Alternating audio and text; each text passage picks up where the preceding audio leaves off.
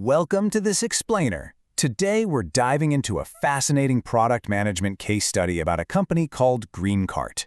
We're going to treat a super vague, everyday customer complaint like a real detective story. We'll work together to uncover the actual root cause of a frustrating product problem and, see exactly how a simple shift in thinking can totally alter a product's trajectory. Let's get into it. Here's our roadmap for today. First, the GreenCart dilemma. Second, finding the root cause. Third, ideation and selection. Fourth, the blue ocean stress test. And finally, lessons and future challenges. All right, Section 1, the GreenCart dilemma, a delivery disaster. So picture GreenCart. They're a mid-sized grocery app battling it out with those massive national players we all know. But recently, their support team has been absolutely overwhelmed by one specific recurring issue. Deliveries keep arriving with substitutions I don't want. Think about it. Imagine ordering your absolute favorite organic milk and getting some random generic brand instead. It's frustrating, right? That frustration leads directly to repeat order distrust. Customers just simply stop trusting the app to get it right. Now, when presented with a complaint like this, a really natural gut reaction for a product team is to say, hey, we need a better substitution approval feature in the app. And, it sounds logical on the surface, but here's the catch. This assumption treats the symptom, the unwanted item, instead of the underlying disease.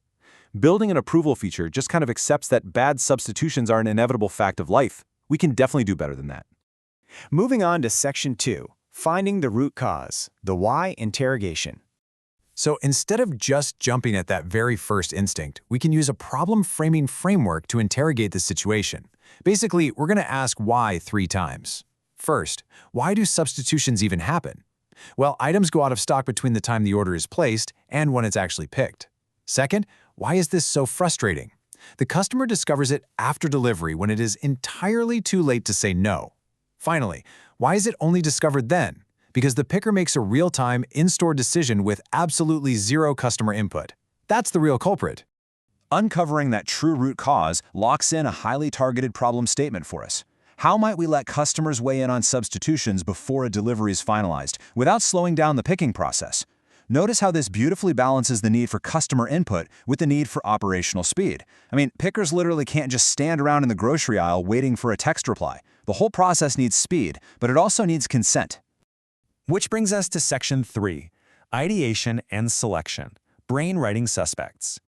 Okay, with our constraints clearly defined, it's time for some rapid-fire ideation.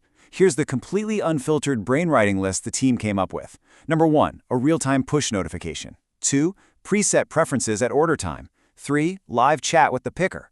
4, a post-delivery buffer window for an instant refund. 5, letting customers rank a backup list at ordering. And 6, showing real-time inventory. This list represents pretty much every possible angle you could take to solve our substitution mystery. But, to find the absolute best fit, we've got to ruthlessly eliminate the weaker ideas. Let's look at those real-time concepts, like push notifications or live chats.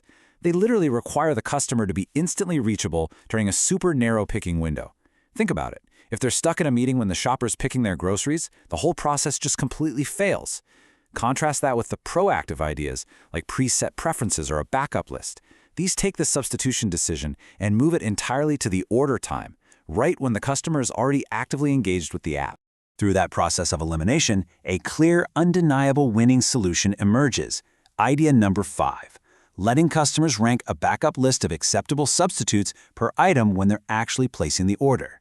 It's brilliant because it directly neutralizes the root cause. It gives the picker immediate, pre-approved instructions without ever requiring the customer to be on standby during the actual shopping trip. It's elegant, it's highly efficient, and it totally empowers the user. All right, Section 4, the blue ocean stress test, outsmarting the competition. Listen, it is not enough to just have a good idea. It absolutely has to survive when stress tested against industry standards. By applying the Blue Ocean ERRC strategy, that stands for Eliminate, Reduce, Raise, and Create, we can really see the competitive shift here. We eliminate those clunky after-the-fact apology and refund flows. We reduce the number of items where substitution is a live risk. This drastically raises customer confidence that deliveries are actually going to match their desires. And finally, we create a brand new feature, a per-item substitute ranking set right at order time. Basically, GreenCart's proactive strategy completely outmaneuvers competitors who just rely on post-delivery refunds, all by moving the decision earlier and treating the customer like an actual partner. Finally, Section 5, Lessons and Future Challenges, Beyond the Framework. Looking beyond just this one immediate fix, there's a much broader lesson here for us about surviving versus thriving in product management. A good idea fixes a symptom, something like building a better refund flow to make a bad experience just slightly less painful. But the right idea? That completely eliminates the root cause entirely with pre-ranked backups. It is literally the difference between merely reacting to problems as they happen and actively neutralizing them before they even exist. Of course, no solution was without its own new set of challenges, right? This leaves us with a classic TRIZ contradiction.